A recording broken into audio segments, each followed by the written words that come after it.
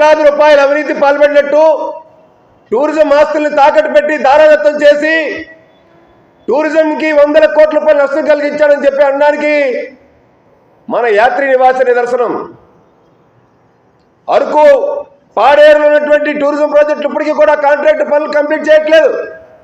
కోట్ల రూపాయలు ముడుపులు తీసుకుంది రోజా. ఆడుదామాంధ్ర పేరుతో కోట్ల రూపాయలు దోచేసినట్టు దిగమింగినటువంటి వ్యక్తి మాజీ మంత్రి.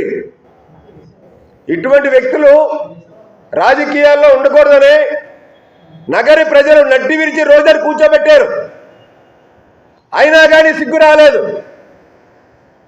ఉత్తరాంధ్ర అన్నా వైజాగ్ అన్నా అంత చులకనగా కనిపిస్తున్నారా మీకు?